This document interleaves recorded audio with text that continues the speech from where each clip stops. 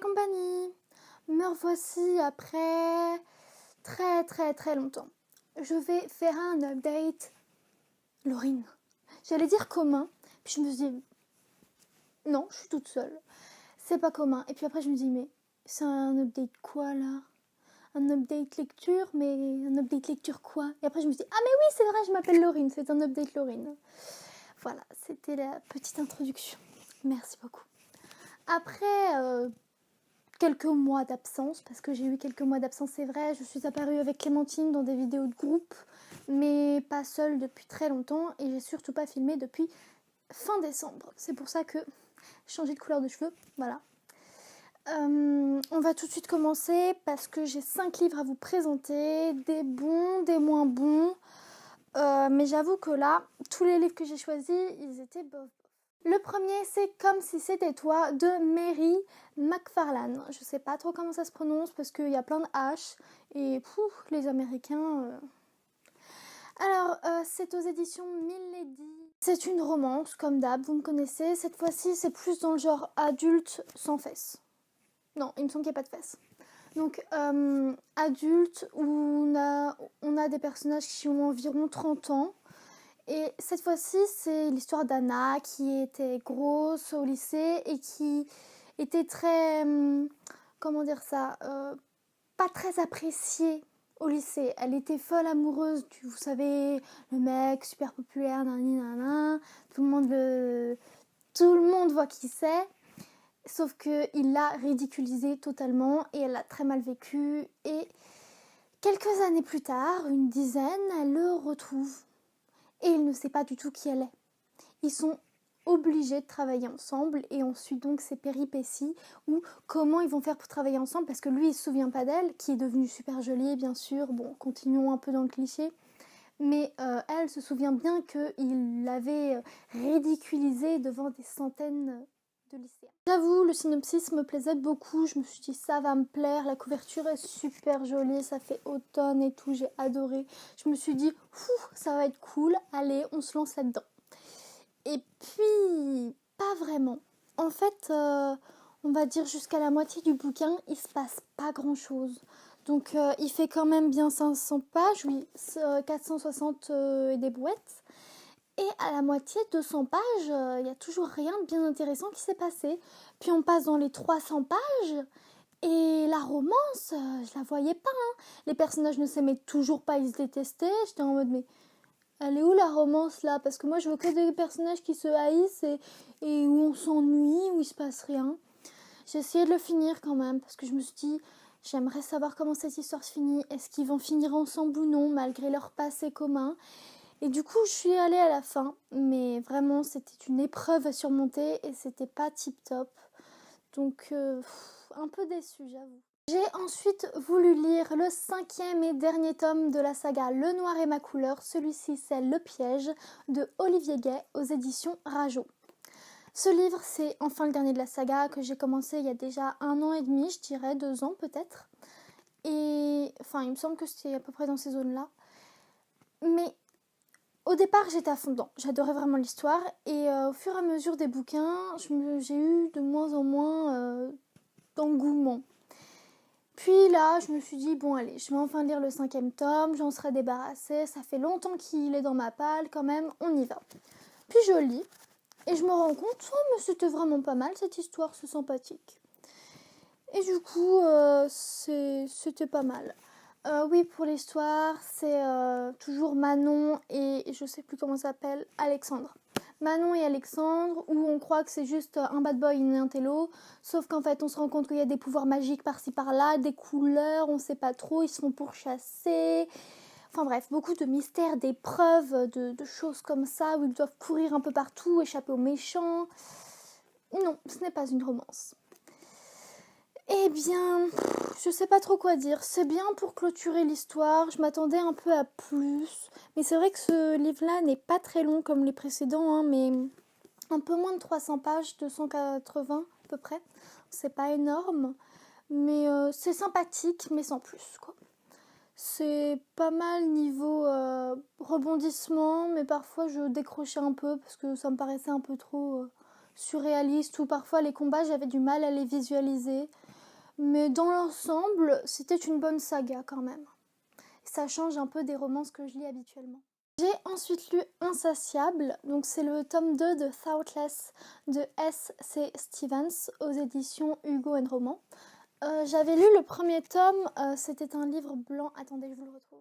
Voici le premier tome, j'avais eu un énorme coup de cœur, j'avais adoré. C'est l'histoire de... je me souviens plus du nom des personnages. C'est l'histoire de Kiera. Kiera qui a décidé de suivre son copain à l'autre bout des États-Unis parce qu'il avait un boulot quelque part et elle ne voulait pas se séparer de lui, donc elle a décidé de le suivre. Sauf qu'ils vont habiter dans un appartement avec le chanteur d'un groupe de musique plutôt connu dans le coin où ils sont, Kélan. Et il s'avère qu'il y a une attirance entre Kiera et Kélan, ce qui n'est pas forcément facile car Denny, le garçon copain de Kiera, est parti autre part pendant quelques mois. C'était pas prévu, mais il a dû partir, les laissant tous les deux dans un appartement.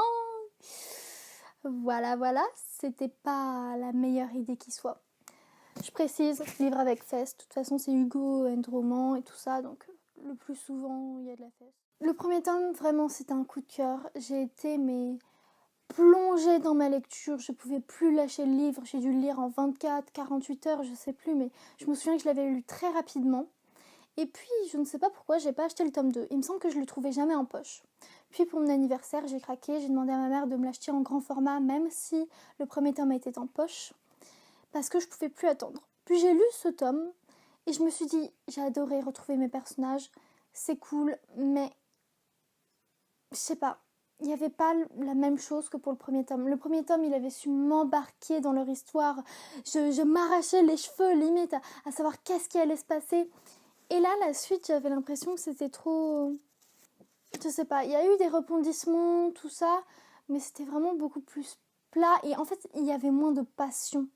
Et on se demandait moins qu'est-ce qui allait arriver. Et oh mon Dieu, j'ai moins retrouvé les rebondissements qui me faisaient tourner la tête, qui me donnaient envie de déchirer les pages, de pleurer, de rire. J'ai moins retrouvé ça.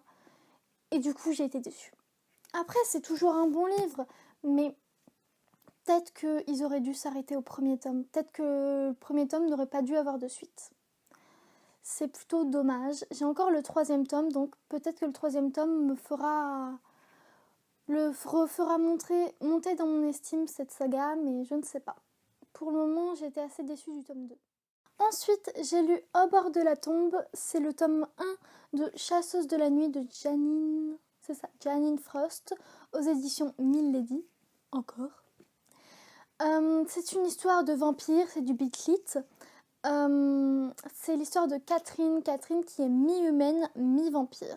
Et oui, elle est un peu les deux, du coup il y a des choses un peu spéciales. Et elle, ce qu'elle fait, Catherine, c'est qu'elle tue des vampires dès qu'elle en a l'occasion. Non, c'est vrai, pas dès qu'elle en a l'occasion. Elle sort, elle va dans des bars, des boîtes, tout ça, et elle tue les vampires, en se faisant passer pour une proie. Et puis un jour, elle rencontre un vampire qu'elle ne peut pas battre. Et il décide de faire... Non, je ne vais pas vous dire ce qu'il décide de faire. Est-ce qu'il va la tuer? Est-ce qu'il va la garder prisonnière, captive? Est-ce qu'il va en faire son mentor? Ou la tuer? Ou sucer son sang? Je vous dirai pas. Après, sinon, il ne vous reste plus qu'à le lire. Parce que cet homme-ci, je l'ai adoré. C'était une très bonne lecture. Je n'ai pas beaucoup l'habitude de lire des beat lit, mais j'avoue que j'ai adoré.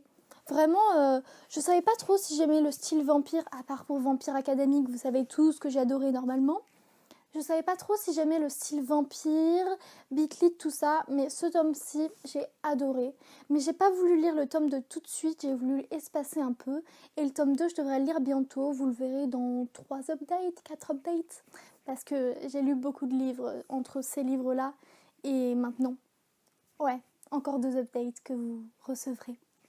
Donc ce tome-ci, vraiment très bon tome, j'ai hâte de voir la suite, je me suis attachée au personnage, j'ai adoré voir les combats, l'histoire de vampires qui est toujours un peu différente. Vous avez remarqué que les vampires, c'est jamais la même chose. Il y a des choses qui diffèrent, est-ce que l'ail ça marche, est-ce que les croix crucifiées ça marche, est-ce que le bois ça peut les tuer, est-ce que l'acier ça peut les tuer.